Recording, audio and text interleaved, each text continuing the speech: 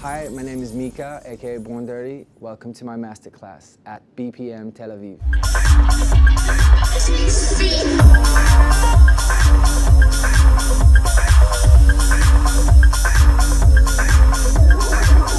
So, unfortunately, I use Ableton, which I come from Logic. Being 39, I come from really old stuff. Like, I used to make music like this. But I used to use Logic for years, and then I started working with a friend who uses that Ableton. And I guess I got converted to do it.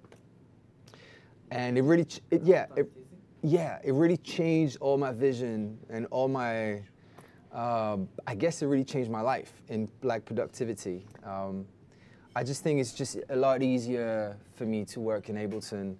We don't need to like go through why, but it's just, I think it's just a lot more playful. So that's why I like to work with that and not with Logic anymore. So I'm just gonna go through my workflow, I guess, how I start a track and how I go through it. We don't have a lot of time, so maybe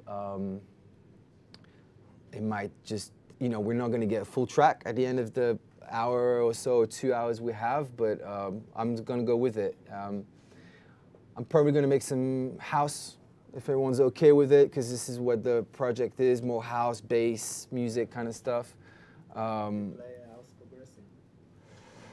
Is that what you do? Yeah. Okay, that's good. I like progressive music. As long as it's not too trancey, but that's the problem. So I usually go to 1-2-5, or between 1-2-3 to 1-2-5 to start with. I find personally that anything under 1-2-5 or 1-2-6, anything under 1-2-6 BPM for house music, breaks, anything that is like on the, you know, on the 4/4 basis, I find that it grooves more. Once you pass that, it gets a bit stiffer, which is also a style, and I have tunes at 1-2-8 or whatever. It's just like very subtle. So I start at 1-2-5, and then after that I can decide whether I want to have it faster or not. I use this section a lot. So instead of going into, sometimes I do, but instead of going into my samples here or whatever, I would just go here and then type kick and go to all results. Okay? It's pretty simple. And then here I have all my kicks, obviously, that I have. I buy some, not. And then, you know. Yeah, no, I do buy some stuff. I have Splice, you know, so I like Splice. I don't spend a lot of time on Splice, but occasionally I go on it because I pay monthly for it. I get some cool sounds, so that's it. What about synthesizing? I'll get to that. Oh, do you mean synth? Yeah.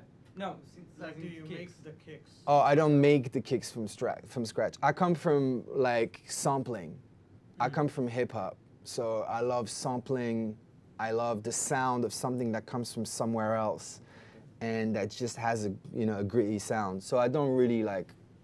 I create my own sounds, but not a kick and a snare. I guess when you do layers of like claps and snares and, you know, a perk, and then suddenly you have one hit, then you've created a new sound. You know, that's how I see it. But I don't build it from like an instrument. Are you disappointed? So I like that answer of being creative with sampler. I think it sounds even much more creative, much more kind, I would say. Yeah, But that's I cool. like it more. Good. So let's pick a kick. Let's get some sound. Okay. So as you can see here, yeah, you can see it.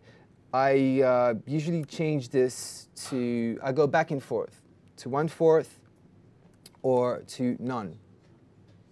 All right, so I use none because once you have your loop, all right, you can come here and, you know, play it as fast as you want or as slow as you want when you listen to your samples. If you go to 1/4, then you know, I can just type real fast, it will just be on click. Does that make sense? Everyone's cool with that? So I usually just go with that somehow. And then, all right, here we go. So I will pick this kick. I have it here already. It's here. I'm gonna need a click though.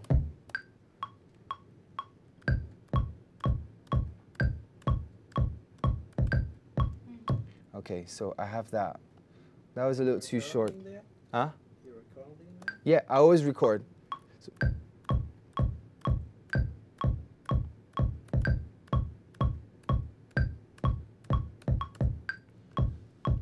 and I stop. Usually I don't really stop. Once I go, I just go. I try to anyway. So, but now, you know, Command J. If you select the thingy here, Command J will consolidate. Consolidate means, for those who don't know, look, I'm just gonna have this here. Let me go again. All right, look, right? I have my 1 bar here, okay? But it's gone further. So I'm just selecting the 1 bar, and then I do Command J on Mac, I don't know, on PC. And then you see it's cut it. And then now I have exactly the section that I want. So I can delete this.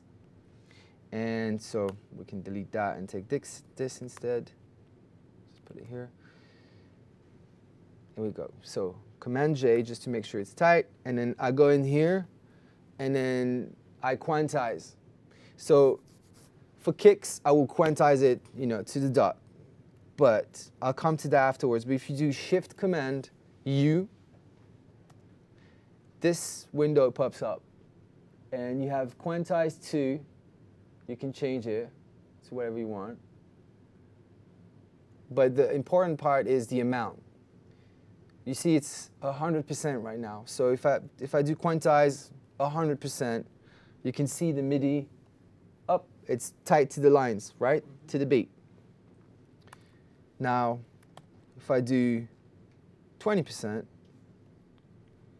it's going to move, but if you look closely, it's not on the beat anymore, which is good. You need, not on the kicks. The kicks we want, for electronic music, you kind of want them tight. But when you're going to start writing other stuff, maybe chords, maybe vocal hits, stuff like that, you don't want to, I don't like to quantize at 100%, because everything then becomes like really stiff. Everything's just like a robot, which is a style and you can go for it. But I like things just to be a bit more like sluggish and sloppy here. But you know, not fully, it's just more human. So if you have all your channels, almost all the channels, a bit more human, then your track is just gonna be a bit more organic somehow. It might not be something you might be like, oh yeah, this is like a bit like this, a bit like that. But overall, the track is just gonna be more organic, which I really, you know, in electronic music want to keep. So the kicks, I'm gonna have them at 100%. All right, so here, I've already done the release on that. Let's put some claps. So I will just go clap. That's my clap. I like this, the one I use a lot. See, there we go. So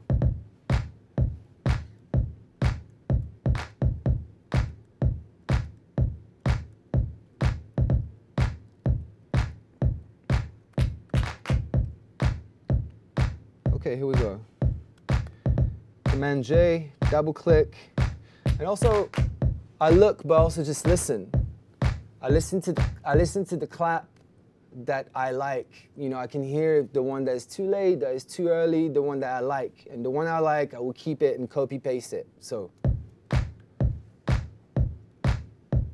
see, I like this one because it's a little bit early or right, and this one is a little bit late, but I like it. So maybe I'll just take this two and then paste them here. But not on the grid? I'm not going to have them on the grid because, look, also you can look at the sample. You see, the beginning here, firstly, it doesn't really start like fully on the one. I mean, on, you know, like this. And then you've got an initial hit, and then you've got more hits. It's kind of go like, that's the sound. Obviously a lot faster, but that's how it is. So it kind of has like already a lazy feel to it. So I don't really put this one I don't put on the grid because then it will be too late. So I like to have different hits. You know, they're the same sound, but they have a different place on the track. So it keeps it more organic again. Yeah. Let's see this.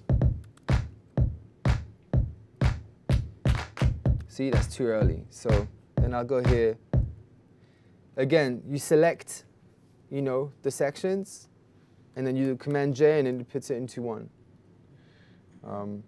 Sorry if these are like some basic stuff that you already know, because I don't know everyone's level, so it's hard to, you know, if you already know this, just be like, shut up. That works.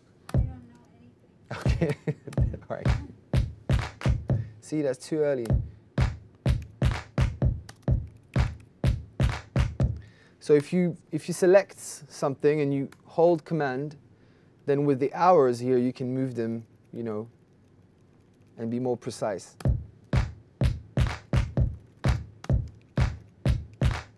All right, we're good with that. Let's move on. I guess maybe some hats, just for now, just for the sake of it. Let's just take this, whatever. But everything is okay, כאילו, איך אומרים את זה באנגלית? אין טוב ואין רע, כאילו. No, there is, well, no, there is. You'd have to decide what you like or what you don't. No, if you liked it, it's okay. Yeah. So, מה זה טוב, מה זה רע? כן, מה זה טוב, מה זה רע, זה לא משנה, כאילו, מבחינתך, מה שטוב לך. כן, it's your own perspective. Yeah. So, that's it.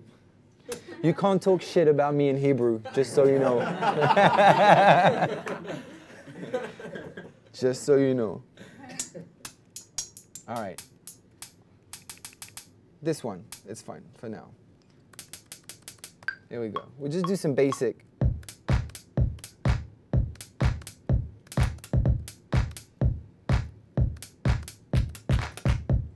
That was terrible, but that, you know, hey, why not? I'm going to go with that. So here, you see I did 100%. I'm 100%, so which I don't really want. So I'm just going to go back. And then Shift Command U brings you this window. If you do, you know, right-click, you can see here, Quantized Settings. It's the same. It's just I do the shortcut, but it's already there. So you have Quantized, and underneath is Quantized Settings. And then, you know, I kind of change it. Maybe I'll do 60%. See, I like those, so I'll keep that. And that's bad. So we'll just keep it straight for now. We'll put some other ones. Also, I'm not going to use one hat. I'm going to use one hat, and then I'm going to do more hats, more perks, more hats, and then until like there's loads of stuff. And then I kind of go a lot of stuff and then take stuff away. I kind of go that way. Add a lot and then make it more minimal afterwards. And also, I try not to think anymore that much, not too much about, oh, this needs to be like this needs to be like that. It's kind of like, I think, puts you in a position where it's not so natural anymore. It's great if you're technically like, you know, in a position where you're like, I want this precisely to be there, then that's great. And I'll sometimes do that too, but I think at first it's just go with the flow, put some sounds and just go make mistakes, quantize it. It's gonna sound cool. You didn't expect it. You know, all that stuff is really important. Kind of basically get out of your bubble if you can, which is hard. I don't do much, but I'm just trying to, you know, say if, you know, it's good. Let's get another sound. Let's get that. So I'm gonna put the release up. So this one, obviously we're gonna get the release here up.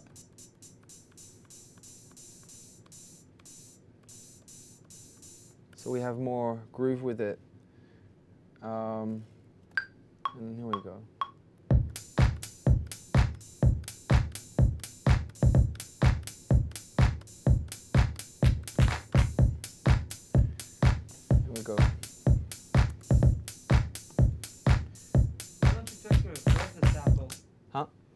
don't you try to reverse the sample? Reverse? We can if you want. If that's what you want, we can do it, bro. Are you testing me? Where is it? Right click. Where is it? Yeah, on the sample, do a 2-finger click. Reverse sample.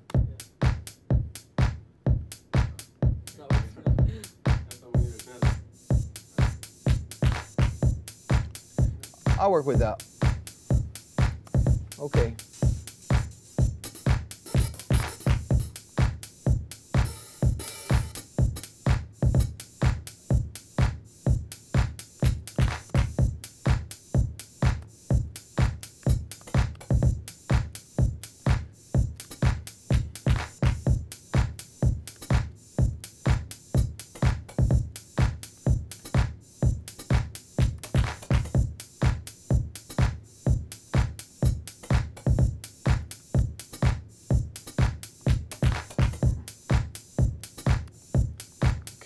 So I like also to make some funky hats and stuff, like more UK house kind of stuff, you know. So just kind of, again, you don't really want them on the beat.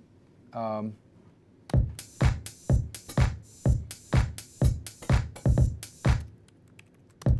I'm going to tighten it up. Sounds like sneaky. Sneaky? Yeah. Who's sneaky? It sounds like it's sneaky, or is it an artist? No. I mean how I describe it. Sneaky? Yeah. It's like this. It's coming. I like it. All right. Here we go. So now we have a groove. So what I like to do in there, again, is to type 2 letters. So go on, give me 2 letters. What? 2 letters. No. C and F. C, And F. F. Here we go. So you type in there, and then, because you know, if you have like a huge amount of samples, you always know that you always go to your same samples.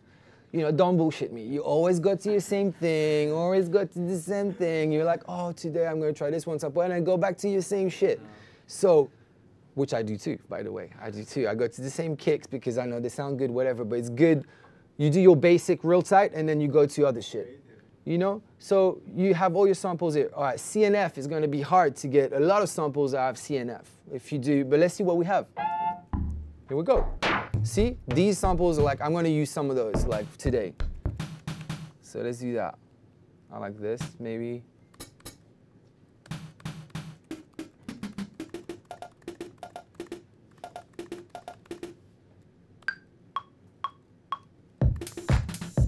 No.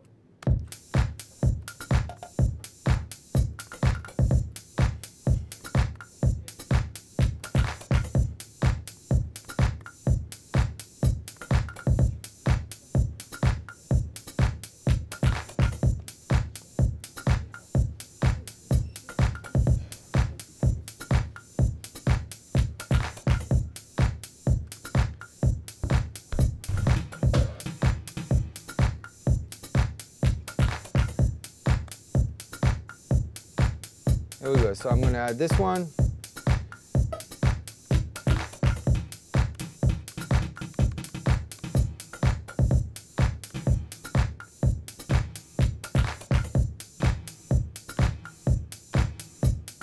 I don't like it, so not this one. Actually, maybe I'll use it somewhere else. Also, I'm stubborn, so I hear a sound and I'm like, ah, it didn't work, and I still want to put it somewhere, so I have to use it somewhere, even if it's really quiet, even if no one hears it, I know it's in there, and I've just put it there. That's it. So I'm just gonna have it in there. Only the DJ knows that. Maybe I'll do.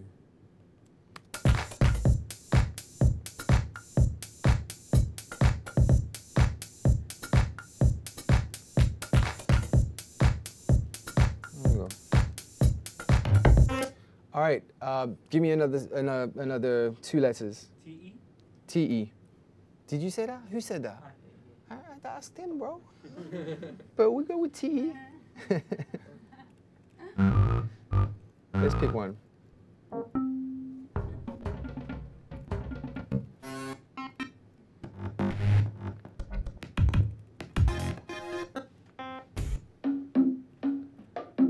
Yeah, see, yeah, I like the more organic sounds always. So the cool stuff with that, there's different sounds in there. I'm gonna create a MIDI channel and then just go slice. So now I have that. We could also, you know, bring the full loop in there and then just have it in there, but I think it's best to just redo it.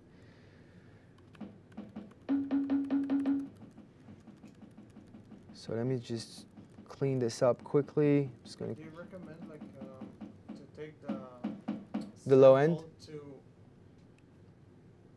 the sampler and just redo it in MIDI instead of like chopping the audio in on the grid, like? Because I like to play more like on the percussive side. Okay. I like it to have it like this. But if you, I also like to geek out, bring an audio and just chop and do weird shit with it. So that works too. I think it's just, you can have both. Oh, okay. Like, Yeah. I don't think there's like a better way. Okay. Yeah.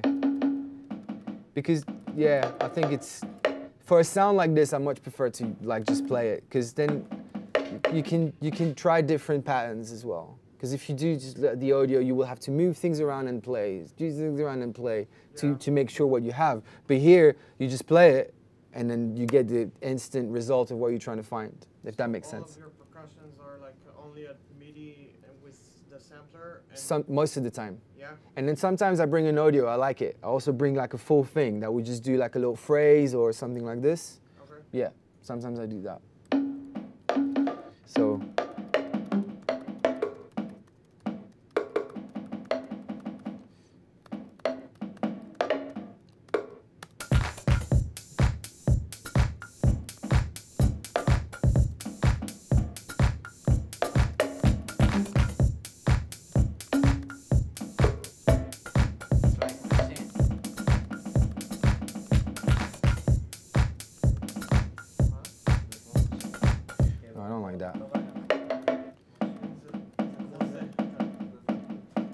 Also, you can, you know,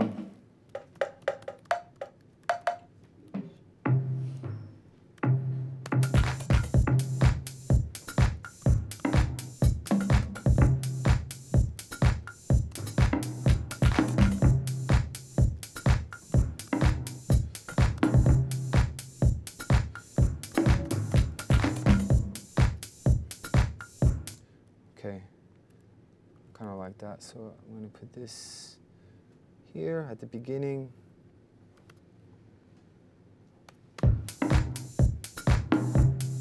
Oh, okay.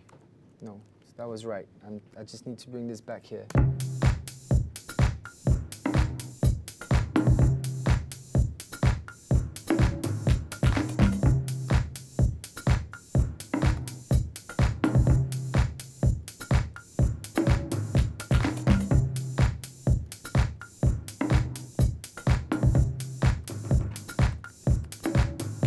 So if I like that sound, for example, and I like, you know, it's pitched down there, I'm just going to duplicate that channel. And either you can keep the this and play around with it and create something else that would just be aligned with this one on top, or, you know, just create a new percussion with it. So I'm just going to go back to how it sounded originally.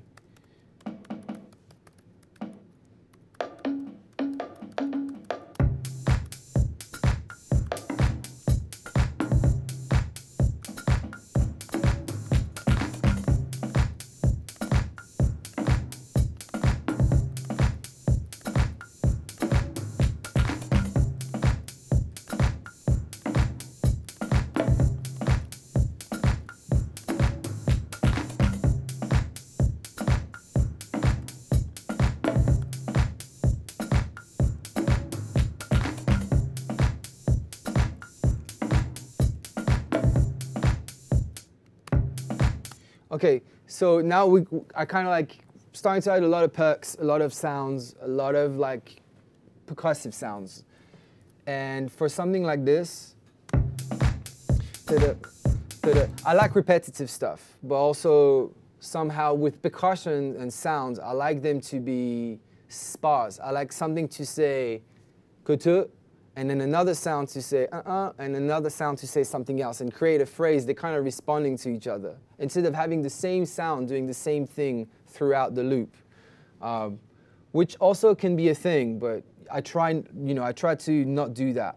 And if you look, that sound, for example, there's nothing in here, right? There's nothing in that space, and then there's something here, and then nothing in that space, and nothing in that space. So I'm going to try to fill these spaces with a different sound, right? So maybe, I'll have this chopped,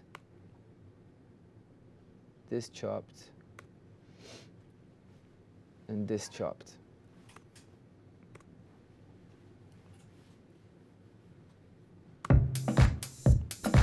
And then maybe, add like some, whatever. Like then you can start to have try to have fun with it. So let's just see. Let's just loop this for a second.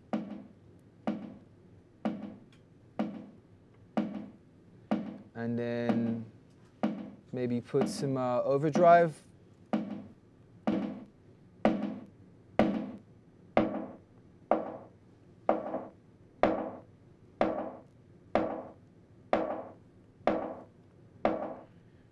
And then just some basic stuff, but that could work. So I like to change the ping pong delay to time instead of sync. So I can play with it and I can do some automations. But for now, let's just hear it sounds here.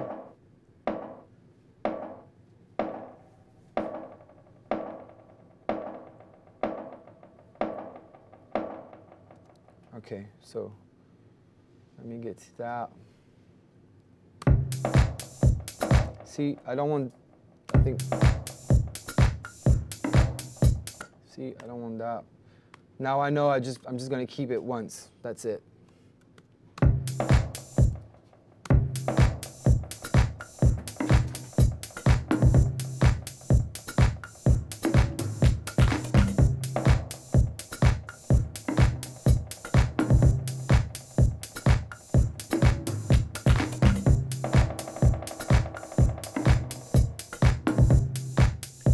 So see, I like that. So I'm going to record this.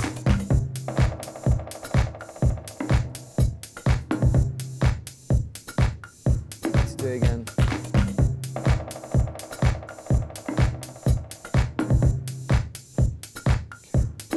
And then turn this.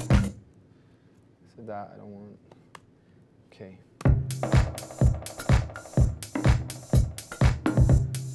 All right, let's move on. Let's get another sound. Go for it. Give me your two letters. I, T. Here we go.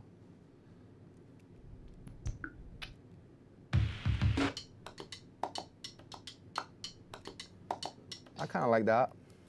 So see, to what you were asking, this I could put it in a sampler, but that one somehow I want to see how it sounds first, because it can start getting messy with all the perks, all the swings, everything's starting to sound different. Because you have a lot of percussion, a lot of stuff like drumming, I see a lot of drums here. Yeah. Do you tune the drums like to sometimes, the right scales, yeah. When you get to the part where you produce yeah, sometimes, of course. Yeah, if it sounds too messy, then I start just cleaning up, for sure. But if it just sound raw and just you can hear if it's just ugly. Sometimes you're gonna keep something that's not actually in the scale. Yeah. For sure. Because I think if you put everything in the scale, you're kind of losing the more raw. You lose just that dissonance. That sometimes it makes it odd and edgy, which I want to keep, But I think especially the notes, the perks that really have a resonance, a conga or a lower like sound, like you kind of want to tune it maybe, especially with the bass or the chords or vocals. But then it can start to get messy. So I usually just have the kick. For something like this, I want to see how it sounds just with the kick.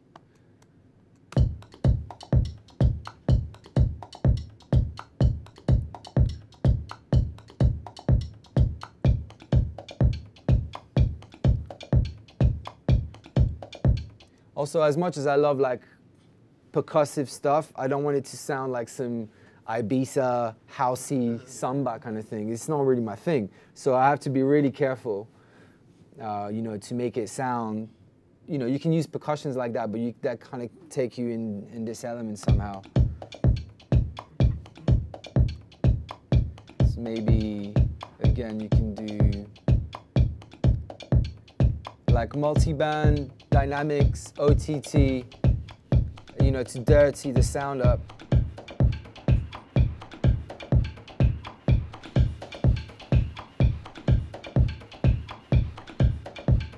Also, I might try to make it mono.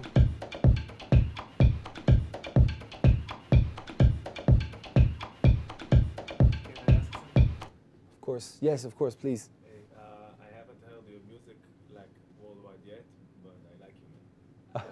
Thanks. My question is, do you sometimes like record human voices for this? I record vocals all the time. Yeah.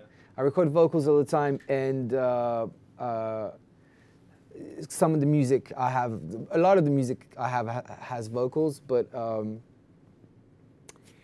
I like doing weird shit. In street? Huh? In the street? Yeah. No, so yeah, I guess yes. So the answer is also I record like vocals on this mic, on the computer mic. Not like a full-on like verse. It wouldn't be like a verse, but I'll do it in a second. I always do it.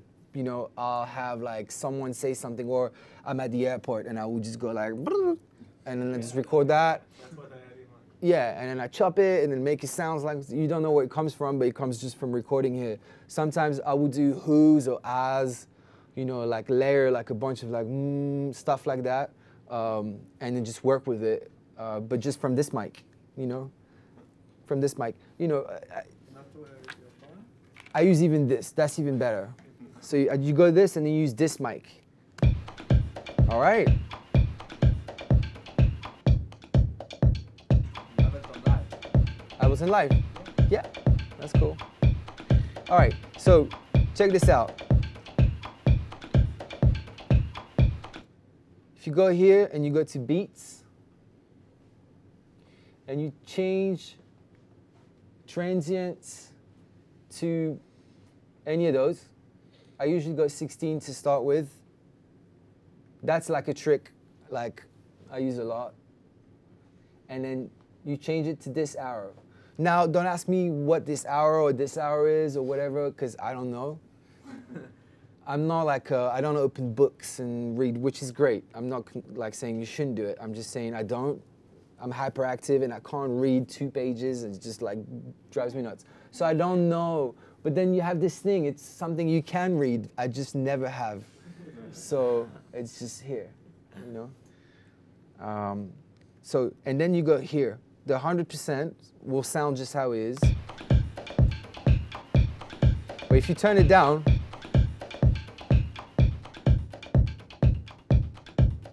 it gates it, right? So then you don't have to have, What's the reverb? it gates the sound, yes. It Feels like the reverb. does that too, yeah. It does kill the reverb. The purpose of it. And then the noise, but sometimes you have to decide how much, because what I did is I added the OTT, and the OTT is like to add noise, right? So then I did also this thing to kill the noise after that. So you just find the balance for it. See just a little bit of it. It's almost like there's a shaker now with it. You know, it's different. But you can do 8. It's like an LFO too. Yeah, it's like an LFO, gates it. You can go. Don't you prefer like to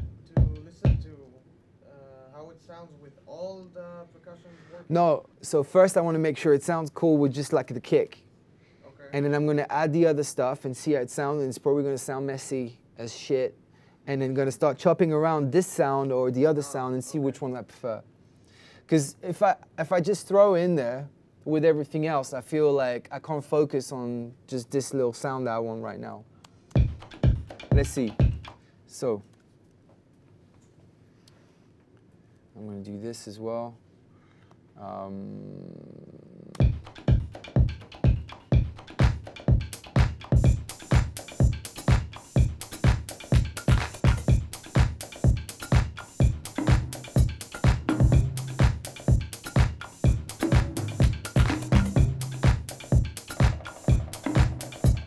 Yeah, you see, I don't like it. It's too much.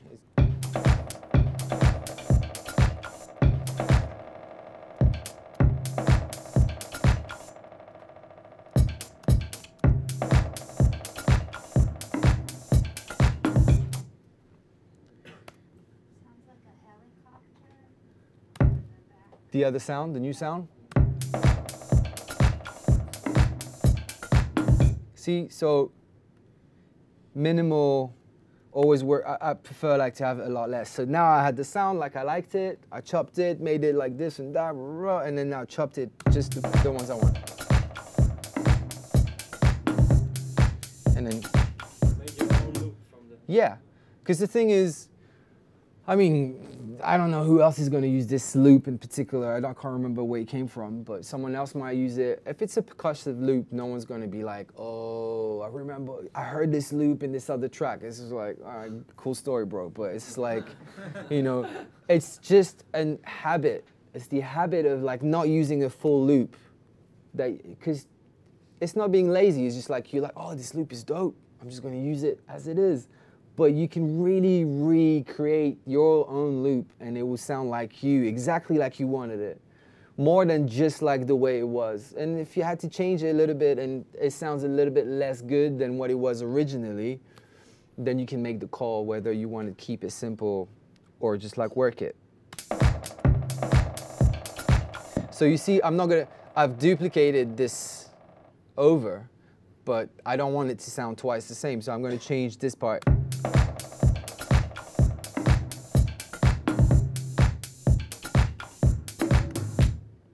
Maybe, It won't go back. what's that? The sound of the helicopter is one-time thing. Which sound? I think it's Cern. Yeah, it's a one-time thing. I don't think it's good. You don't like it? It's okay. Leave the class. You don't like the automation. You don't. Do you like reggae? No. That's why you don't like this. I love reggae. I love dub. You know, but that's exactly why you don't like it. I'm gonna turn it down so you feel better. I don't want you to feel. מרגיש לי כמו סתם, כאילו, תקלה. מה זה תקלה? An error. Ah, mistakes. Mistakes is great. Everyone makes mistakes. You know? So, by the way, what I just did is, sorry, here we go. You know, it was like this. We're working on this loop. That's one thing in the workflow I really want to talk about. Usually I don't even spend that much time in this amount, which is like, what, 4 bars? I never really do that. I usually do at least 8 bars, at least to start with for the first 10, 15 minutes. But look, I'm just going to duplicate the whole section. So now we have 8 bars. You know, 4 bars that do the same thing twice, okay? The workflow is very important that you get out of the loop. That's what I say to everybody. That's what I say all the time.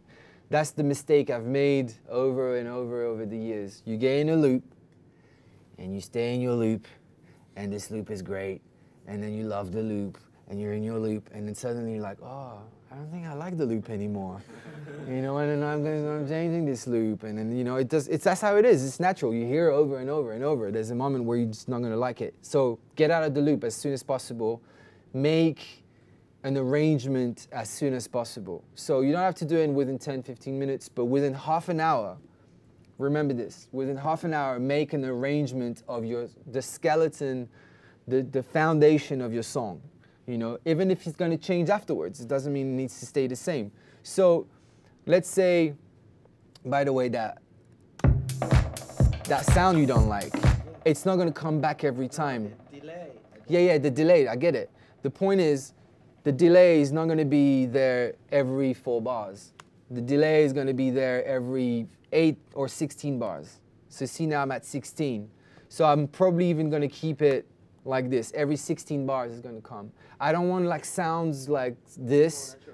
Yeah, you know, a sound that you can really pick and you're like, oh, this sound, in general, I don't really want it to be there all the time. So every 16 bars, maybe it'll come back. Now, so what you claim actually is that not to get stuck on a loop for so long, so just develop a new one. Just create a new one, like you set yourself like a time. I have 15 minutes to work on this loop and later go on to a new one or more developing one. correct. It's both ways, you're right. You could. It's kind of a creative barricade when you're stuck on a loop and you say that you like it so much you don't want to go over it, and you start building and then actually how I know this, I come the morning after and then it sounds like shit. No. Yeah, but the morning after is like another story. It's true, you're right. It sounds shit the next day, or like you're praying, you sleep and you're like, oh, this is gonna be great, and then you wake up and it's not. But that's just classic stuff. But that's great. That's how you keep building, and that's what, you know. You shouldn't feel bad about how, you know, it sounds shit. Instead of being like, oh, it sounds shit, you're like, oh, let's fix it and make it better. It's a work in progress. So, electronic music. Let's just do the basic, like, you know, basic kind of like stuff.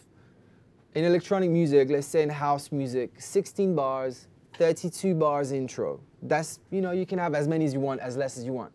I'm just saying, we're gonna do, for the sake of this, we're gonna do 16 bars of intro, meaning the DJ is gonna have the track and he has 16 bars to mix the song in before it goes into a breakdown, right? So intro, kind of going like with some tension, going into a breakdown, and then the breakdown is gonna have a build up, right? It's gonna build up with some vocals, whatever, however you wanna do it. And when we say build up, it doesn't mean it's a dubstep build up, like a drop. You know, it can just be just some tension, however you like it. The breakdown build up is gonna be 8, 16, 32 bars, 64 bars, like 24, whatever you want. But let's just say for the sake of it, it's gonna be 16 bars today. If you're gonna do 32 bars intro, we're gonna do 16 bars breakdown. If we're gonna do 16 bars intro, maybe we do 8 bars breakdown, just for the sake of it. So let's do that.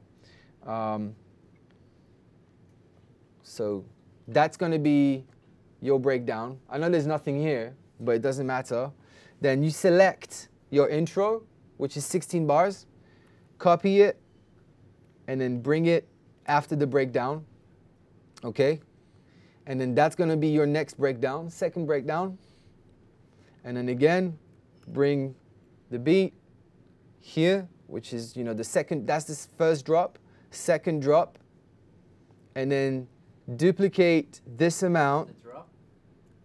So that's the intro, breakdown, first drop here, second breakdown, second drop, and this is the outro. For the DJ, if he's been lazy, drinking, talking to someone, and he forgot, he has this amount of time to mix to this next thing. So that's why you do an outro as well. You have an outro so the DJ can mix the outro. Maybe someone doesn't want to mix on the drop. The drop is busy, right? If you mix something else and something that is busy, maybe you don't want it. I don't know, there's so many examples, but that's the outro. All right. Do this always? Of course. After the drop, you have a mix out, it's called. So you mix it and it's out. So you look, what do we have here? What do we have here? Someone tell me. We have EDM, progression of something. It's exactly. We have a song. This is your structure. This is it. So now you have a big picture of what you should work on instead of just this little loop that you're stuck with. So you can go from section to section. Let's say you're working on the intro and you start some sounds and you're like, this is for the intro, and then it sounds really dope and you're thinking that should go into the first drop instead. Now you have the section to go to, you know, you just move it and bring it there. If you only had a loop, you will be like, you make a mental note that needs to go to the drop, and then you forget or something, you know. So this is good just to have, this is very important, I think. So we have that. Moving on.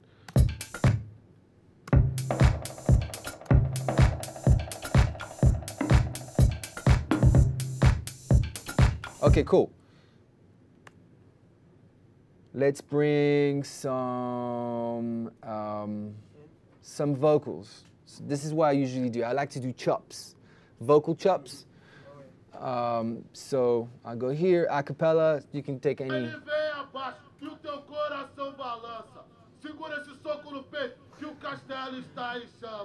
Okay, I like it. So let's take it. Huh?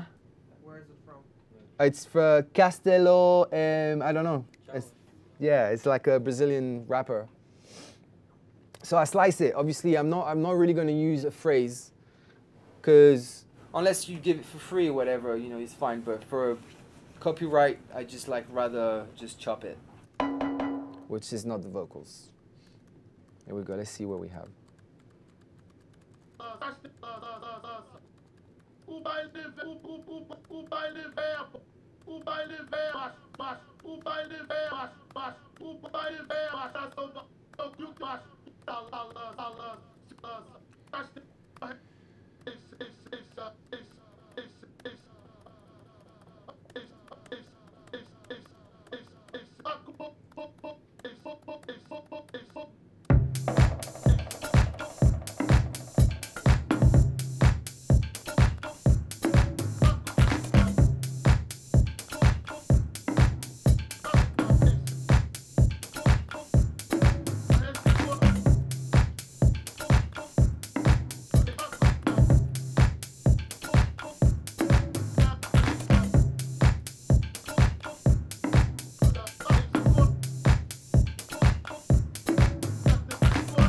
All right. So obviously when you do this, then you find the sounds you like, maybe the perk that you like, the doop doop or whatever, you know, it's, maybe you're lucky and the first one you do sounds great. But to me, these things are really important, to find the perfect kind of like feel good vocal chop. So it just like sits well with the track. You can pretty much do anything, but it's just, I think it's best if you have like the perfect phrase, which is, I don't think, in there yet. It also could come from the sample, but let's hear it. It's always like one sentence in a vocal. No, I think this one, you know, I have the. There's the full phrase in there. Is that what you're asking? What? I'm interested to know because I sing, so I was Yeah. wondering, like, I mean, the cool thing is what you can do is you can sing a phrase and then bring it in there and then chop it. It's not going to sound like your phrase anymore. It's going to sound like something else that comes from your phrase. That's what I like to do. The sampling of something turning into something else. Great. You know, and then also, once you have your structure, then you do your vocals, which are the lead of the song. It's two separate things, if that makes sense. vocals come at the end with this production. It doesn't have to. You know, maybe you do the quick perk, quick kick, and somehow you do one chord of something, and then you're like, oh wait, that's just inspiring me. You write the lyrics, you record this, and then you add more, which is great. You know, coming from a more songwriting angle, I think it's best to have a very limited amount of music, like something that feels good, that has a lot of space for vocals. Then you put vocals in, and then you add more instruments. Because if you have too much instruments and then too much vocals, it's just, I like stuff to sound more, I like the vocals to have space for them. So I think it's important to maybe do the vocals, if you do more songwriting, to have the vocals early in the song, you know. It depends how much stuff you put in. If it's kick, snare, piano, then you do it whenever you want. Yep. Yeah, I have kind of question. I mean, it's more like, how do you usually come with your phrases, or I know because in techno tracks you always have that breakdown speech, Yeah. which is like they're writing or they're cutting from some A sample. I don't know, Yeah. maybe a sample, maybe a soundtrack, but you usually come with your own like phrases, Vocal. samples. Yeah. So either I work with the vocalists. Like as a hook. Yeah, a hook. No, I get it. Either I work with the vocalists that come and do the hook, or I create my own hook. So that comes to, using this sample, and I was playing around with it. But as soon as I played around with it, I knew this was never going to be the hook of the song. It's only going to be more percussive stuff that is going to be in the song. Therefore, I'm going to have to make it really minimal. There's too much of it at the moment right here for something that is not becoming a hook. I'm just going to keep probably the which I liked, and I'm going to have it every 8 or 16 bars, not even all the time. For the hook, I go on YouTube sometimes. I find like I go dig like vocals. I try to, the vortex of like YouTube, like you can go on for like ever. And then I just record something I like. Sound? Vocals. The sound in the YouTube is good. I don't care. It's okay. For this, I don't care. No, it doesn't matter because I like things to sound gritty and raw. So if it sounds terrible, I'm not going to use it. But on YouTube, an acapella of something that I like, I recorded like this. There is like a rap battle, like this video. There's a rap battle, and there's this 10-year-old. He comes in, he's like, man, no. I mean, it's like whatever. But then I chopped three words, like he's rapping for 5 minutes, and I chopped like 3 or 4 words, and then I made a phrase out of it.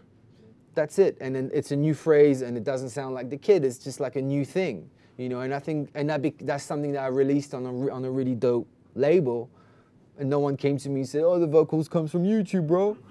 Nah, it doesn't. But if I record a vocalist, it's gonna be on a really dope mic. It's going to be on a really beautiful compressor from the 70s. Yeah. It's just a balance, I think. It's just to find the two. I have a question.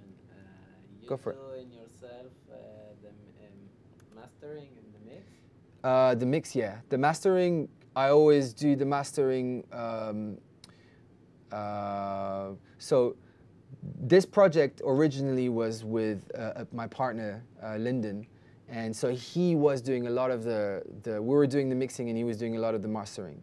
So, but when we release a track, we send it to someone as a professional. There's like mastering is like, it's important, but also it's like it's a bonus.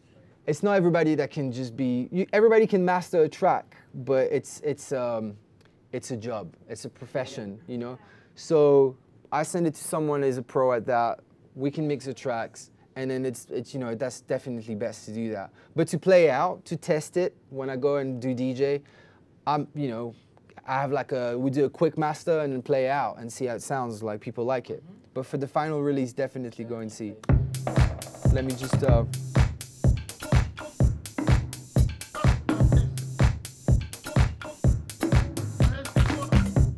Okay, well, I kind of like that, so I can go with this.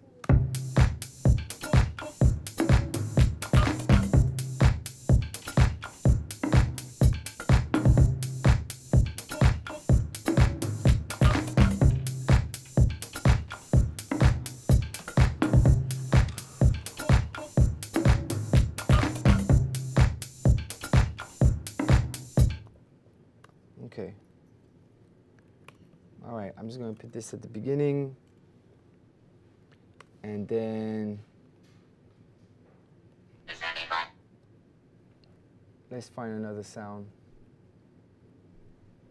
Touch it, bring it, Hey, yo, babe, sis, I don't think watch they ready it, for turn this it, shit. bleed. Daft Punk, yeah, and then Busta Rhymes. See, that's cool, we can take that. Okay, here we go. So this could be like classic house kind of thing. We can put it maybe at the end of the phrase.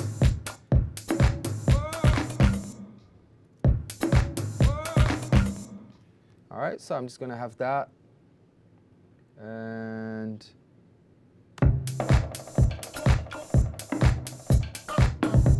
just gonna have it here.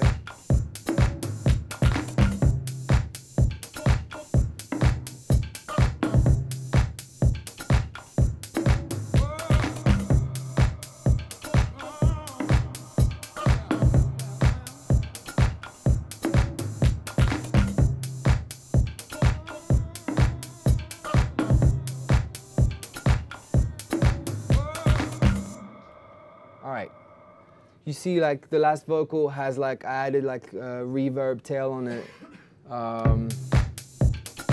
to go into the breakdown.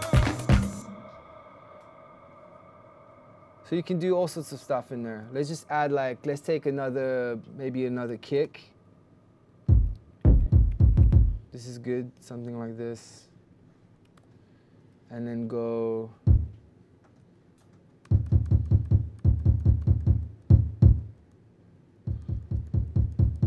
And then I'm going to take, actually I can do it here. The frequency, here you can just filter it. This is basic as well, right? It's not essentially what I do, like for sure, but. Is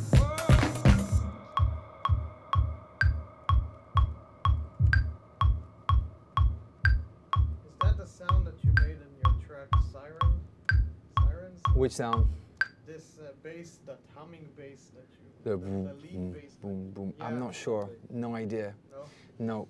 Because it's really awesome. I tried to copy it. Yeah. You know? Uh-huh. Didn't succeed, like so. In the breakdown? Yeah. In the breakdown. Yeah, it could be any kick, I think. It goes like this? I can't remember. Yeah, it's like, no, it's much more, it has much more lead, you know. Let's hear it. Let's see if we can recreate it. Let's see if I really made the song. I can't remember. Whoa, it's gonna be loud. Where? The drop, you think? Huh? The drop. Do you mean the bass? Yeah. Oh, right. Yeah, that's one of our sounds. Yeah. Yeah? Not a thing? It's just, it is, yeah. It's just, but I think it's also, it's just like a kind of like modulation. On the kick? Yeah. To be fair, so Sirens in particular, that's like exactly kind of like one of the reasons, like I was saying, out of the loop, and it's the longest song I've ever worked on, and I like the tune now, you know, I do, but we worked on this song for, I think I have 100+ project of Sirens. Sirens 1, Sirens 2, Sirens 3, Sirens, and sometimes you do Sirens 4, 5, and like within 5 minutes you save as, but there's hundreds of it. So we got lost within production, and I can't even remember where most of the sound come from, but.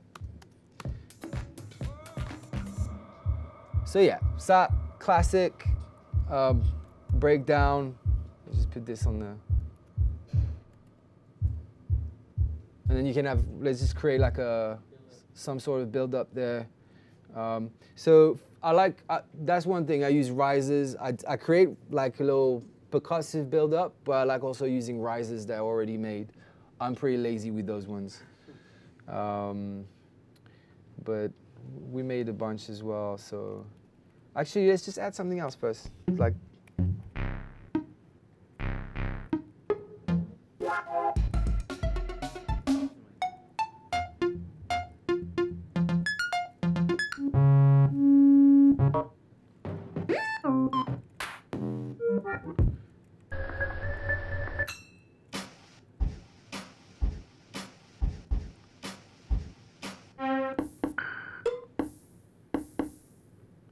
See, maybe take that. I don't know if that's gonna work.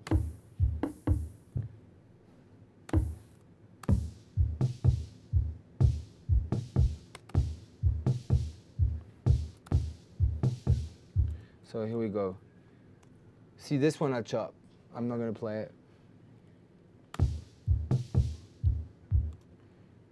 And maybe go out, boom,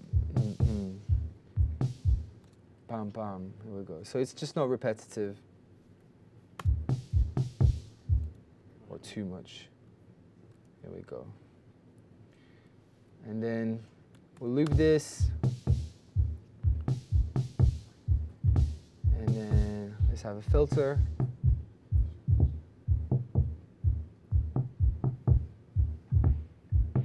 Maybe some reverb.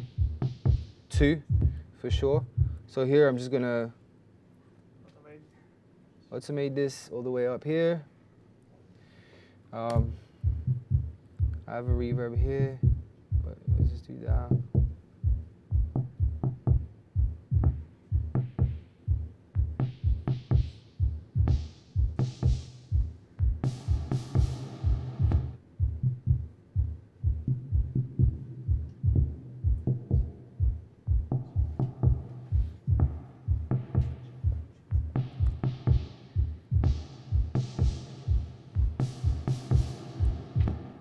Okay. So also sprinkle things as you go along, but you can also just take a like maybe you take a minute and you're like, okay, well, now I'm just gonna go and sprinkle some automation everywhere on the song and go on each channel and make, you know, when you write and you produce, just make sure you go on each channel and then make sure the sounds are exactly like the way you want them and how they sound together. And also start doing automation, very slight ones or very heavy ones. But even on your snares, even on your claps, on the reverbs, like do slight different automation. It will make the whole song more organic, no matter what style you make. You know, it's not just house or whatever. I think that's very important to keep it like this. Does it have chords at the end? Maybe not. I don't know.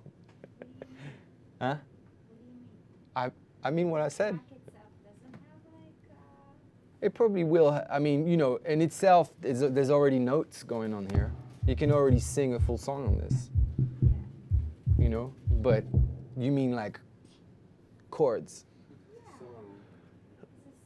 It's a song. It will have a bass for sure that would have a note, and then, you know, it's hard to tell. Like sometimes, like there's always going to be elements that will have all the sounds here have notes, you know.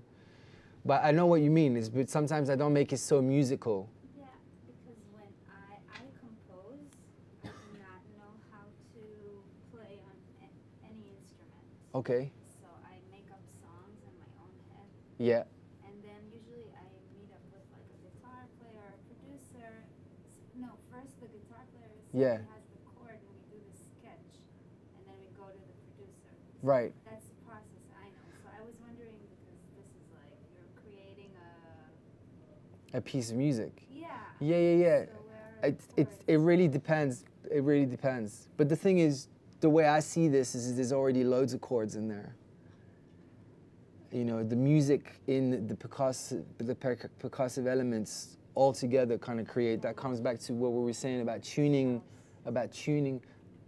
because it's house, you said? No. No, it's, I'm not being defensive about it as well. It's just like, no, I think it's just like, take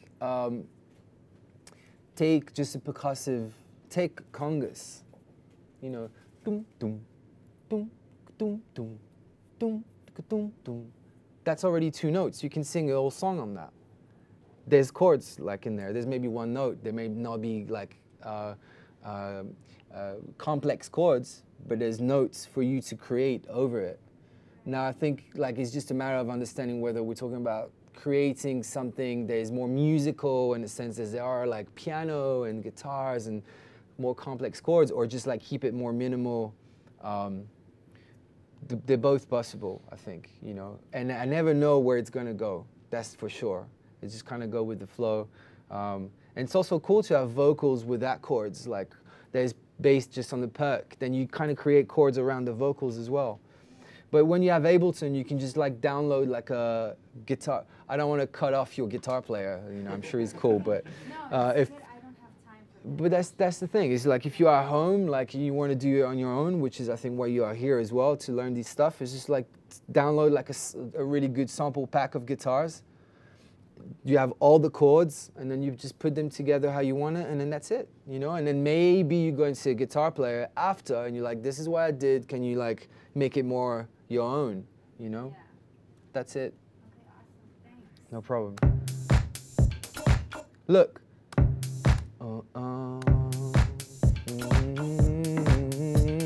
You can sing on this already, right? You know, you don't need a guitar player. How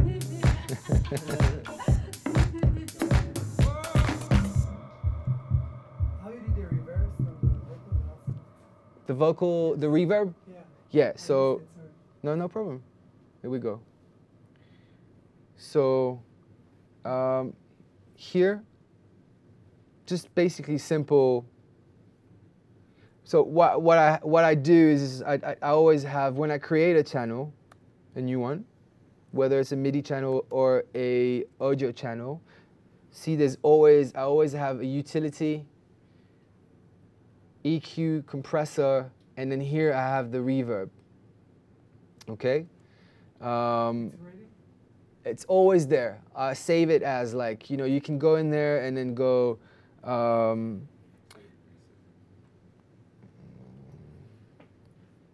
where am I doing this already?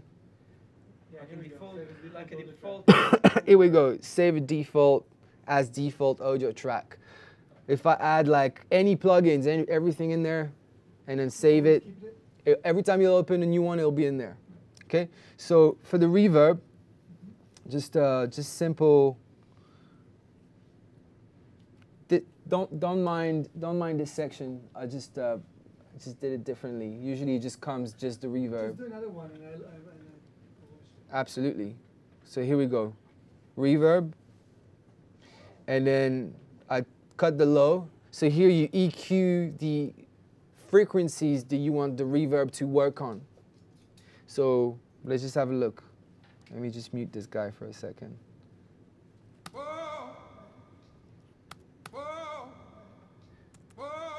So there's also, wait. Yeah. There's also on the original a cappella, there's a reverb on it. So this is not what we're listening to, but here, I'll have, let's just say, 41%. Okay, the decay time is how long it becomes. But also, this is very important that you EQ it right here.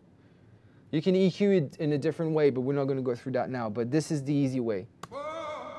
Look. See, it's just it's the low. You can automate anything you want. But also you can do just this end. Just the high. Okay? Here we go. So let's get this out. Also what I like to use is noise underneath the whole track all the time. So whatever noise you like, crackles or vinyl sound or you know, let's just see, crack. Actually, I can turn it up here.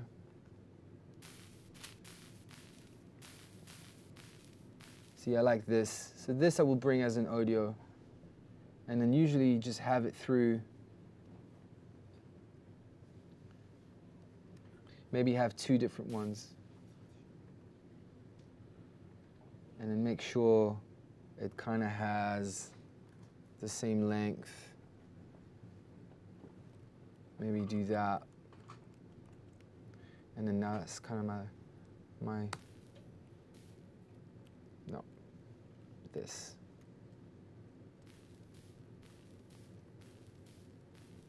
Like you're walking on grass. Yeah.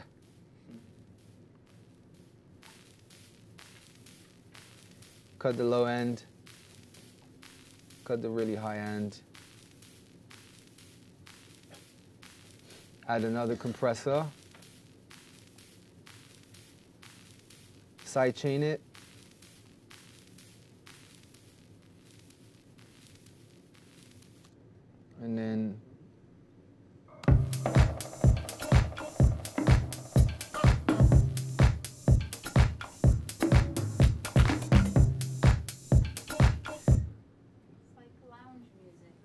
by, I can't, maybe. That's the good thing about perspectives, is like everyone sees something, you know. For now it's pretty like, you know, let's have a cocktail kind of thing. But usually if you know my music, it doesn't stay there. It goes like, something coming. So I have this throughout, you know, I have this through,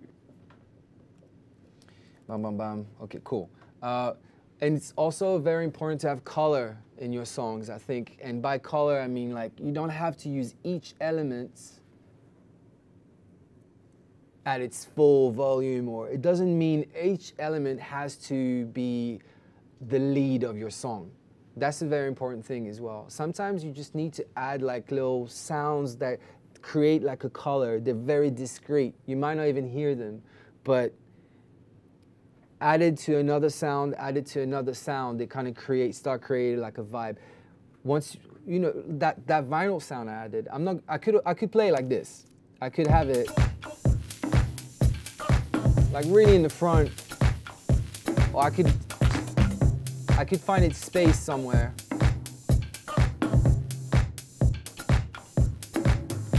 I can hear the difference when I take it out and when it's there. It might be very subtle, but I really want that stuff to be in there, and then more and more.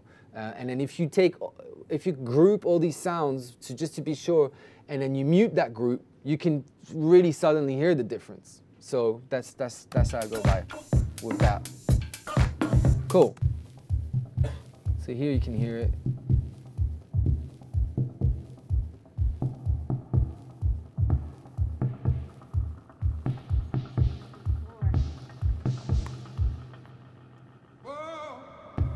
And then that'll be your drop. You know, it doesn't have to be some crazy build up. It definitely needs like maybe like another, I'm gonna go into the. So you add something after the drop? On the drop? After.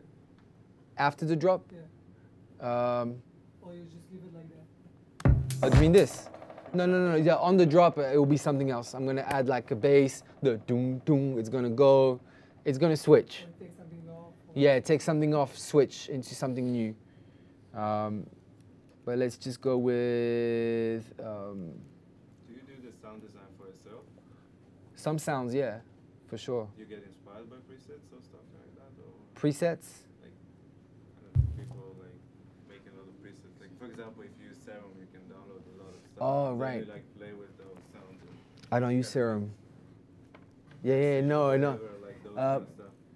I guess, I'm not sure. No, I think I just kind of just go with sounds I find and just go with that. I listen to a lot of, I listen to a lot of old stuff all the time. I'm kind of I like, you know, folk, jazz, I like Afro, I like Arabic music, I like, you know, world kind of sounds.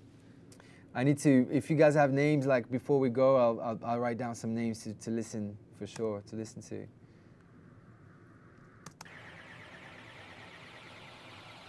There you go, this is one of the rises we made. So, here we go, I can use it again. That's the thing, I make songs, like, you know, we made tunes, and then once the song is finished, we make stems for the tunes. So we have stems to reuse in other parts of other songs that we make, you know, like rises, kicks, bass, like, this is why also we keep, like, the color stays regular, you know?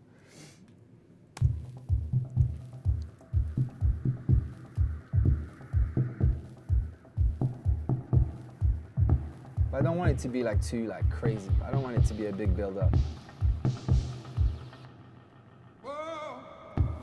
All right, cool. Let's go to the drop.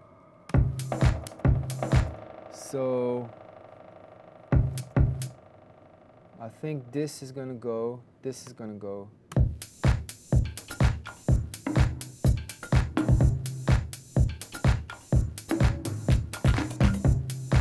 Maybe just, yeah, there you go. Make it more minimal.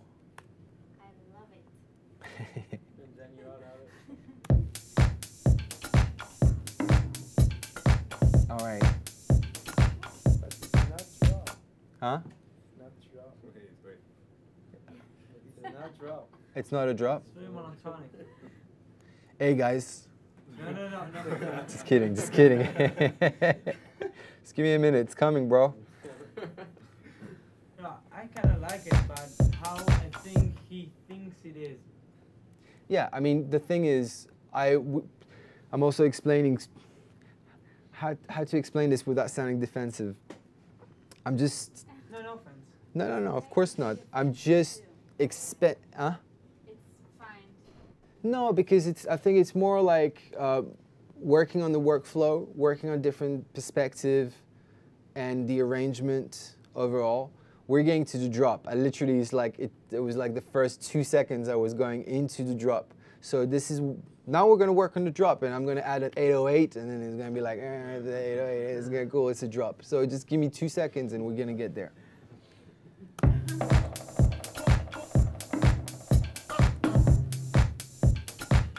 All right, so we have that, and we have this. All right. Potentially. How do you usually use samples or instruments or sounds that kind of pushing when it comes to the drop? What type of sounds you use like to make the push? The push. The push on drops. Do you mean like the hit? Yeah, like it's in your face, you know. It'll be like there's always going to be a bass. Forward. A bass. It will be a 808, huh? Can be a reverse kick. Like, right? Do you mean just before the drop or No, on the drop? on No, I the think drop he means, itself. excuse me, I think he means the drop. So it's like, I'll get there. Just give me 1 second. I'll show you.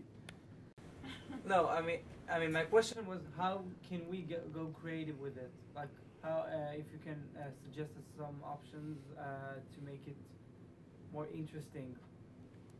More interesting than what? More like make the drop itself interesting. So what I think usually have is create. Suggesting ideas.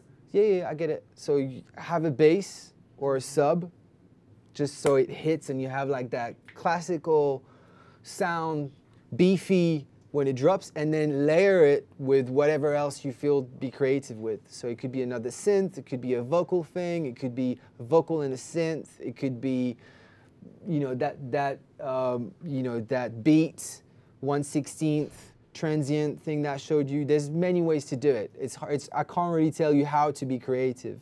I can only show you what I do, and then from there, like, create more. And also sometimes you try stuff and it sounds shit, however creative you are, so it's hard to, there's no really a go-to, like, miracle drop that sounds amazing, I mean, 808 is always going to work because in the club you're going to get that kick in that 808 and it's going to make you feel a certain way because of the subs and the low frequencies. Your body's going to react to it. After that, it's up to you what you're going to do. And I'll try some stuff. Let's see what we can do with this. Let me try it. Do you have an 808 or just the season plugs of it? No, I have loads of 808 samples, yeah. For example, this is one of our songs, Check Your Bell. Bass, we did the song. This is just the stems, I kind of have like the stems. So, you could go, we could just like put, it's not quite the song for it, but, sorry. Just for the sake of it, I'm just going to try it. And then put it in there. Actually, I'm going to do a MIDI. It's better. Let's go with that. And then take this here. Now.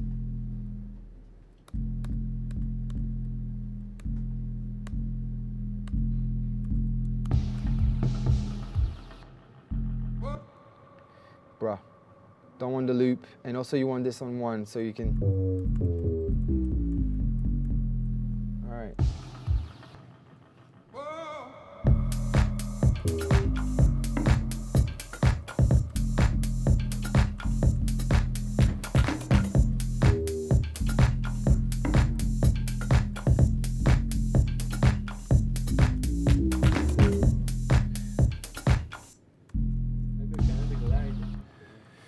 can glide it. Also, I use different bass sounds. I'm not going to use the same bass throughout. It depends, but I think right now it's kind of cool to have like one hit and then use another bass sound.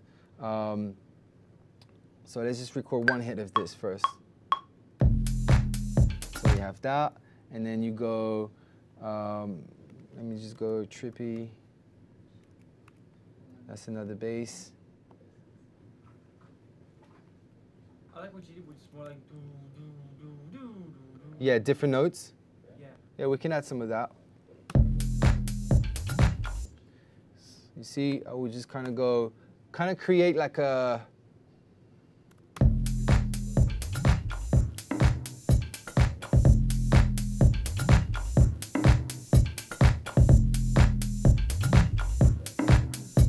because also I think sometimes people may feel the need to have like a really hard bass. If it's your style, that's cool. But I mean, for me, it's not maybe essentially the bass that's going to make it really tough. It might drop into this, and then maybe there will be like a vocal chop that is like distorted or something, or anything else that's just going to make it beefy and in the front. It's not so much like the backbone of the song. So sometimes like you know, you have just your kicks and your bass and it works. So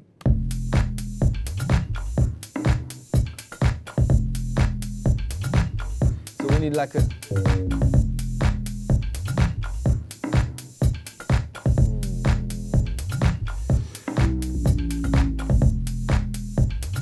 So you can do, you know, whatever. Let's just do a longer loop.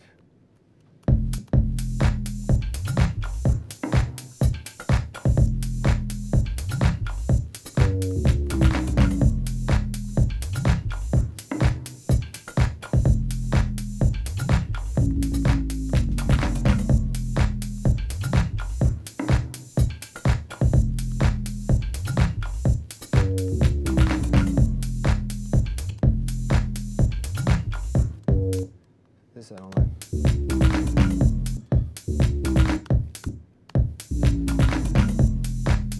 I don't know, I don't really like this, but let's just keep it simple for now. Try another bass sound.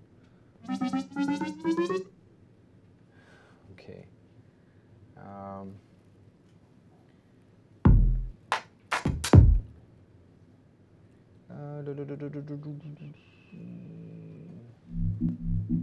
See, that's like another track. Can mute this too for now, just to see. I could add this. That's from another tune.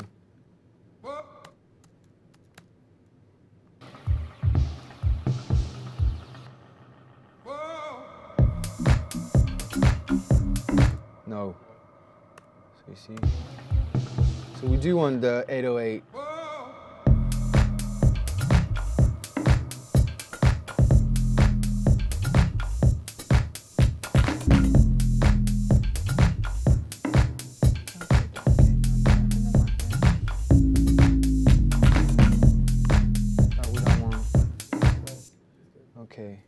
Let's try to get, I think it's really crucially missing like vocals at this point, which is like really hard to find, like the right vocal, you know, like something that sounds, I mean, I don't know, it's just tough. I always find it difficult. Something you say you do with your YouTube, you take like part of something.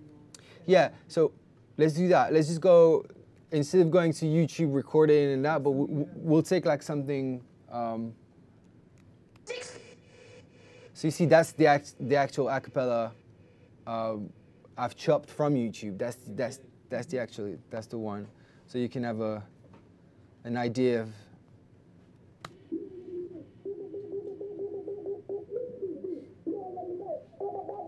So I chopped. He was saying something, da da da, bury you 6 feet deep, da da da, blah blah blah blah blah, something something something. You already know something, da da da da da da, da da. So that was the full thing, like over 5 minutes, and I just kept. Already know. 6 feet deep, you already know. Ba ba ba ba ba ba ba ba ba ba ba ba. 6 feet deep, you already know, and that's the song. You know you have your lead. That's the hook. Yeah.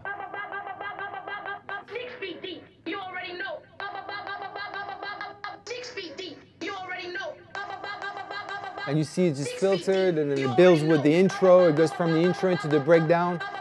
That's the breakdown. What's the, I can't remember the BPM of this thing. I think it's something.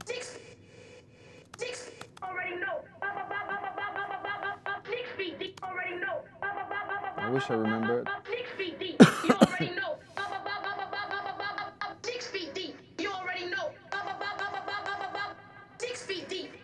And you just find it.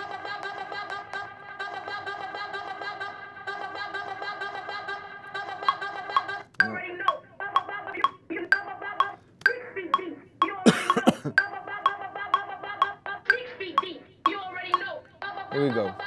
Okay, so where's the breakdown? Breakdown is here.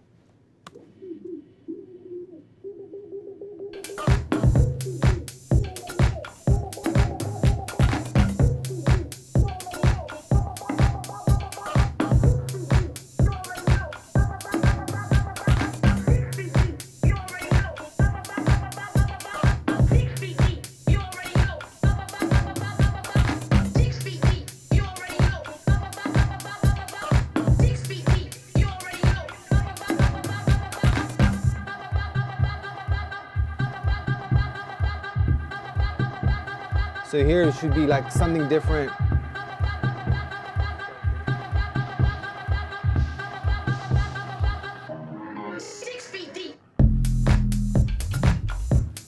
You see, as soon as you have like the right vocal, it kind of makes your whole song have more attitude already than just like me maybe having a cocktail at a bar, you know, which is fine. But you know, that's how I see it. And then maybe we can bring, see if I do this, and then take these guys, and then bring this back here. See if that works.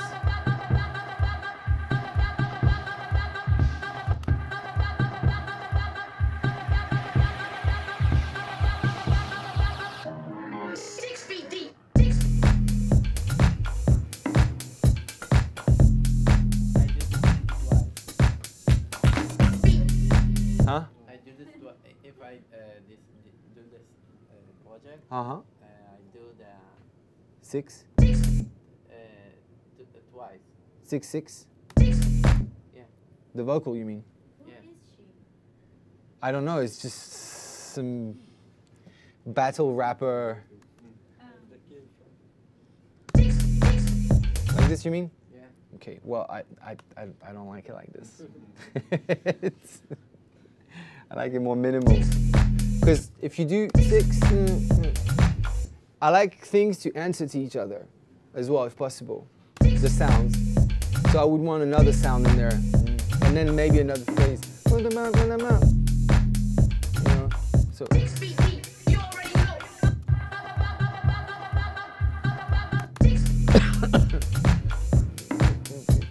So let's take another a cappella, like you said. And then that was kind of like good. We kind of needed like something just to go with the flow and have something, like to have the idea of what we wanted to do. So now we can work with something else. Let me just take. Oh, say bad, oh, say bad. That's another one we did. That's Missy Elliott. So. Oh, say bad, but oh, say bad, oh. It's just chopped up. So. Oh, say bad, oh, say bad, oh, say bad, oh, say bad, oh, say. Just so you have an idea, so you can see. Huh?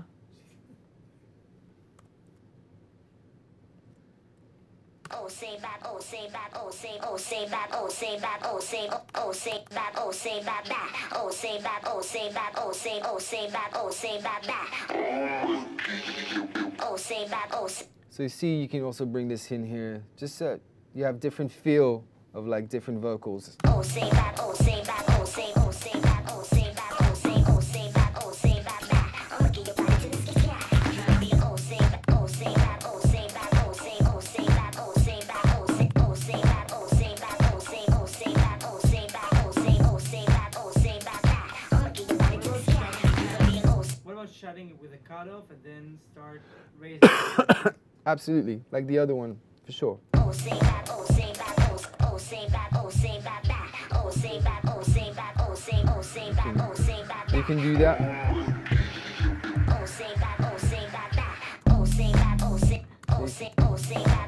So this, you could also filter it, and also we can do that trick that I showed you.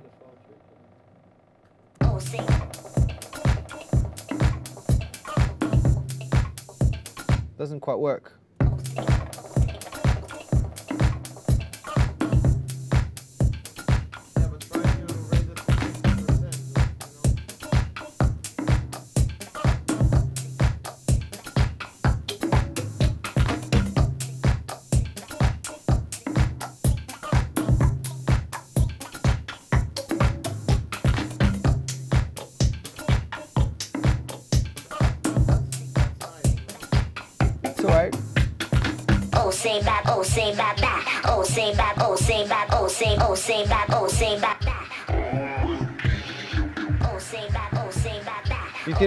You could also have these kind of vocals where it comes in straight away,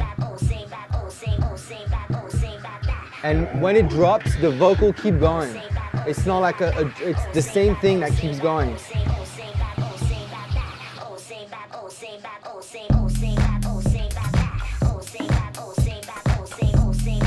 But no. The vocal is the drop. The vocal in the drop, yeah. You could, either do it in the breakdown and then have it build up and then it drops into something else, or it goes in the breakdown and in the drop. But I think it's just, right now I think we can work with this with the other one. But last acapella, let's just go in there. 1, 2, 3, 4. A mulherada se amarra no DJ que é prostituto. O baile vem abaixo e o teu coração balança. Segura esse soco no peito que o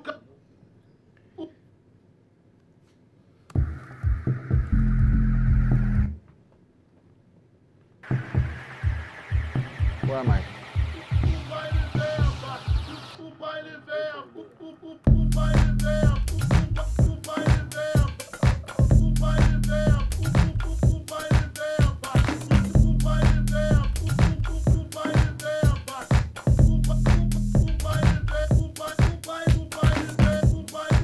You can do all sorts of stuff with that. Maybe.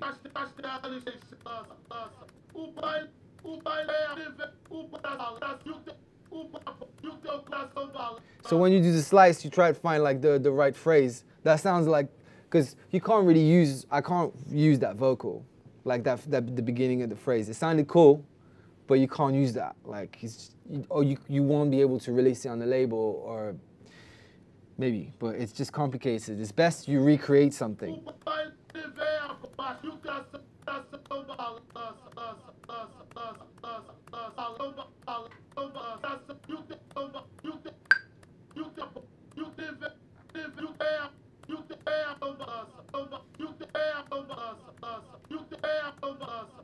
Something like that for now.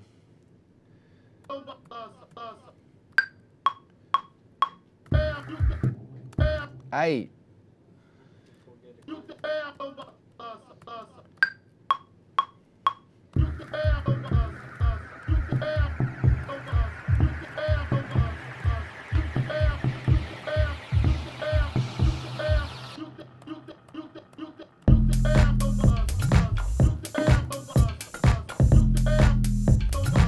This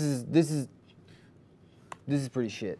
Yeah. So no, I want to do a quick Q&A. If you guys have a quick, if you want to ask anything about business, about labels, about management, about don't want to talk about this in particular, but you can ask things more like global if you want. That will help you. Let me just show you first this, because you just asked me. Here, we haven't really went like further, but this is our intro.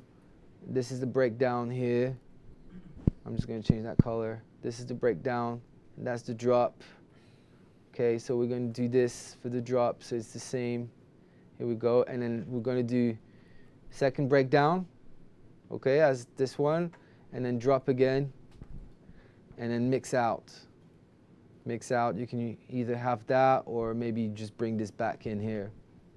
And maybe duplicate this, and then there you go, you have a 3-minute song. Really the intro should be a bit longer, so you also duplicate that.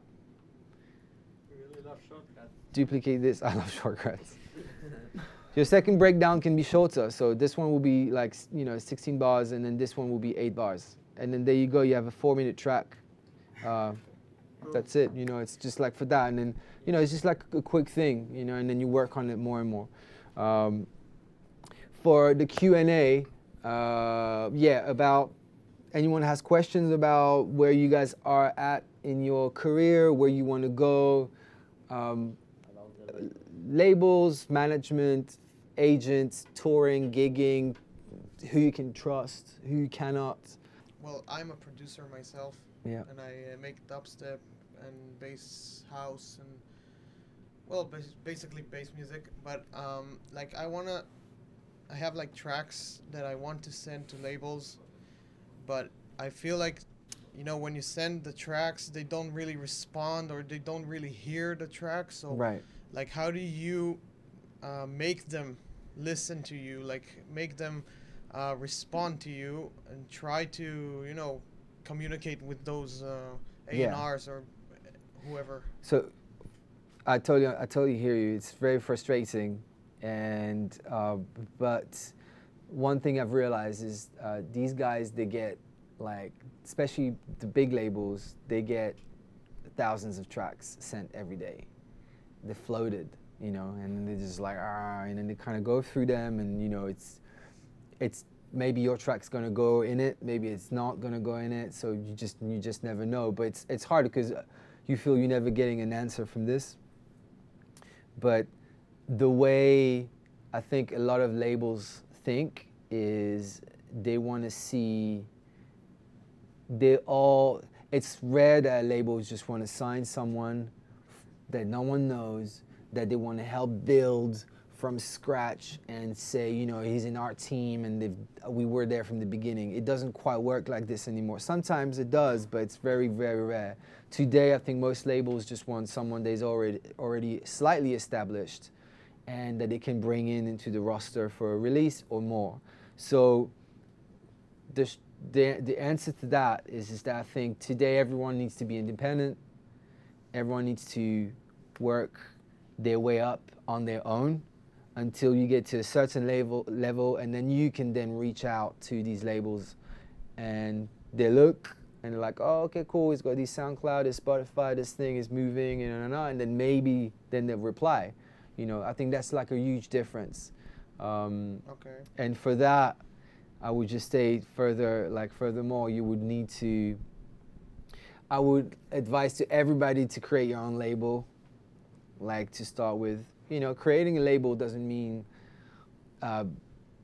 you have to print vinyls and crazy stuff like that. It means that you have a structure online, you have a corporation, or doesn't even have to be that much business heavy, but you can just go online and create a SoundCloud or a Twitter, all the social medias that you will need. That will be your record label.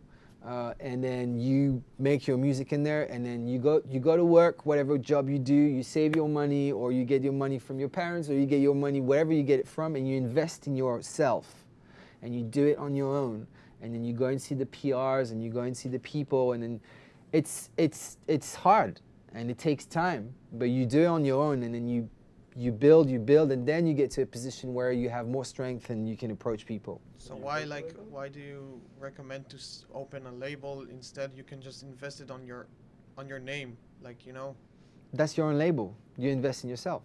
That's what I mean. Yeah, but isn't it I would prefer to, instead of opening a label, to invest just on me as the artist, Right. So you don't want to sell your music. Which is fine, by the way. So if you sell your music, you need to sell it through a distributor. So I would have to open my own label? Yeah, you would have to have a structure to, even if you use TuneCore or any distributor, you would need to have a structure that would, you will release your music on that. I mean, I wish it was simpler than that, but how important is the management in the career? okay, I understand. And some people, some artists, when they start, they're managing themselves, and Yeah, later somebody takes them. I understand your question. So, So how important is it for you? How do you describe your, like, you know, the whole I understand. the whole So, idea? I think at the beginning you don't need a manager. Also, I think the idea of having a manager is very, is like, it's a bit of a fantasy. It's like you think you're gonna have a manager, just the name itself. Oh, I have a manager, you know? Oh yeah, I have a manager. No, You're in the something more shower, like- you're like, yeah, I have a manager, yeah. You know, I get it. It's cool, but it doesn't mean you're gonna get something from it. So at the beginning, it's just you go online, search. Your questions, they're online. We have Google. Google can answer all your questions, almost all your questions. So for the business anywhere, it's all in there, and then try to find in there. And if you're lucky enough to find someone you trust, which is the most important thing. I've had managers before that I've trust and working with, and it's great. It's just you have to build a team. You have to build a team with people you trust. And also people can bring, you have to work with people that can bring you more than what you already can do. Let me finish, sorry. So the thing is, at the beginning, you just need to do it on your own. It's just like the labels. You need to build, unless you have like some awesome amount of music and then you found like a manager and you play it to them and they're like, you know what, I'm gonna help you to build your career. And that's great. But managers sometimes have other artists. If the roster is too big, by roster I mean how many artists is with the manager itself. I'm the manager, let's say, and you are all of the artists I've signed. How are you gonna feel about this? That all of you are signed with one person. You're gonna call me, I missed my flight. Oh, you know, this is another thing on my thing. Or did you send it to the label? But I'm not gonna have time for everybody. And then you're gonna start be resentful for this. You have to find someone that can dedicate time for you, and that's very important. Exactly. While you're working in the studio, and specifically on music, I mean, you're not dealing with other issues instead of only producing it. For sure, but that's a luxury. That's a luxury that you can have once you've You created. also grab some phrase and present them this project. Tell them this is a serious thing. I really want to raise it, and I need your support. It's Work with people you trust, whether it's your parents, whether it's your brother, your sister, whether it's your best friend, whether it's someone you've met through someone else that you can trust. That's the basic of everything in this business.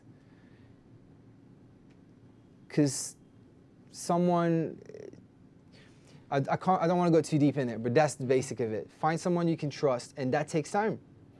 But like you said, if you have a cool friend and he's like, you're like, be my manager, and he's like, cool, let's try to build this brand together, and he's down to do all the shitty work that you're not going to do while you're going to, you know, be in a studio and be creative, that's awesome. Go for that. That's going to be the best manager you're ever going to have.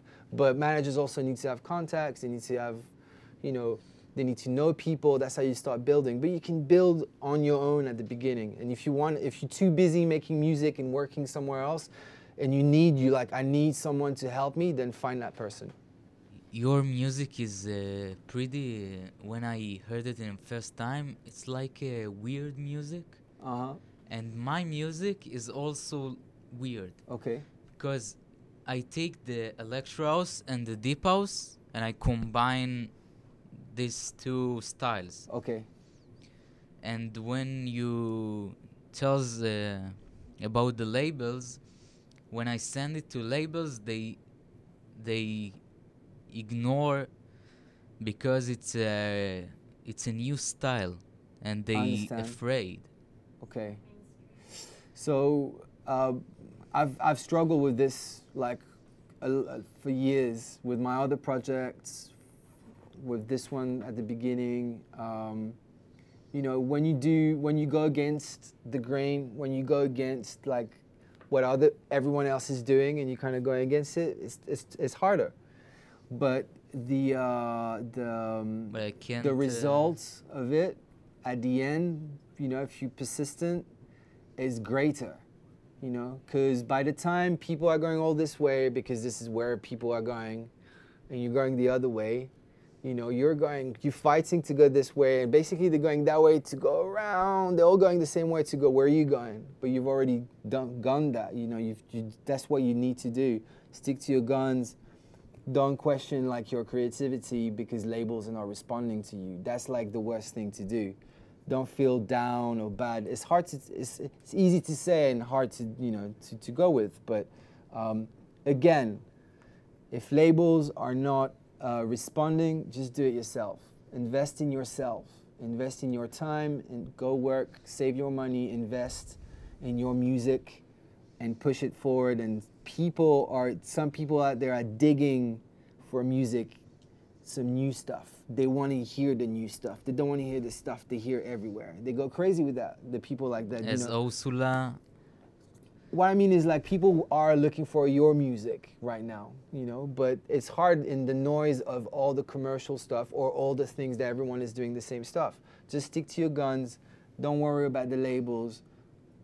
You know, invest in yourself. It's kind of like the same, it goes in the same realm of you know, the other question, I think. Okay. Hello. Hello. And cheers for the class, first of all. Thank it was you. amazing to see actually how you work and like your workflow and like how do you get ideas. Basically what I've been like the last couple of months, I was like demotivated because I always thought like I always went to the same gig, same club and same percussion, same basically everything. And you know, when you said like you don't have to be tuned, you don't have to like when you first producer, you come with a lot of creativity and you just like, this is me, this is my style, and you get like this, and among the way you kind of lost it because of all the mixing technicians and all this kind of stuff. So first of all, really, it's opened my eyes for big things, and Great. Thanks for that. And another question I have, like, what is your inspiration? Like, where do you get the ideas for I don't know, like, do you just like make yourself sit on the computer and now I'm gonna make the beat, or just like I have an idea and it's like it's flowing to you? Like, most of the time it's just like this. Yeah. It's just like this. It goes faster, obviously, because I don't stop and explain, or you know, it's kind of just go like, I just go with the flow. Just like the loop keep running, and then I go outside the loop, and then I kind of build this way. I guess sometimes it's like a feel as well, like of if I want to go to something deeper, something heavier, something. It's more like colors, but not so much like. I mean, I guess sometimes I have an idea and then I go and I try to create it, but most of the time, from experience, I start something from an idea and then it's like, and then it just changes, and it's nothing like this song, for example. If I was to work on it for 2 days, 3 days, a week, or whatever, it will sound nothing like what we have today, you know? So that's the thing, I think. It's just, but yeah, it's just, that's why I love Ableton, because now you can just like go bang, bang, bang, bang, bang, and then you go in this thing, like I showed you guys. You go in there and then you go in all samples. You put 2 letters, all samples, and then boom, you have fun. Just pick something.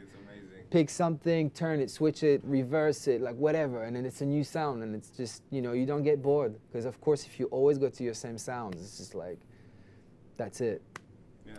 Also, like, I personally heard this music when I was in LA. That's why I started producing, like, the Dirty Bird record and those kind of stuff. Like, when I saw it, like, I didn't even know, like, he said, in Israel, you don't, like, open to new genres and those kind of stuff. So I remember 1 year ago when I like listened to this kind of music and kind of hooked me up, and then I was like Confession label and all those kind of stuff, and I'm like all over those. That's awesome. And this is like, I tell you, with this opportunity right here. I think for me, like, I don't know how those guys, EDM and Multigenix or those kind of stuff. For me, it's really big, and like to see this is.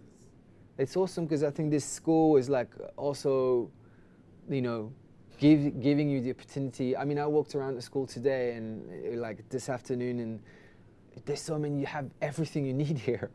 it's like, it's pretty dope. Like, do you know what I mean? Like all the gear, all the studios, you have the radios, you have the, this is gonna catapult how open-minded people are gonna be here in the future in Israel. You know, I think it's because of like these talks, because of what you do here, because you know Dirty Bird. Maybe you're gonna be the guy who's gonna bring that sound here, you know, because it needs like people like you to make things move forward. You know, people. It doesn't matter what the style is. You know, it's just like I think like in Israel there's probably all sorts of music, but yeah, maybe sometimes they get it a bit too late, or not too late, but later. You know. Everything here is slower.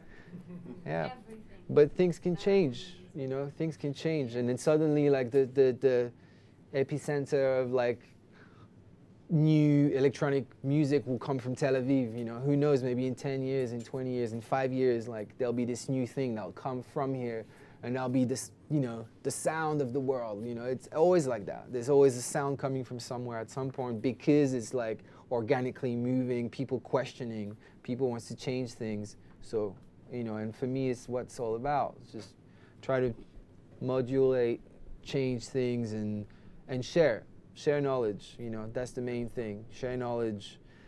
Don't be greedy on like your ideas and your thing. It's just like, you know, whatever. That's it. Thank you guys. Appreciate it.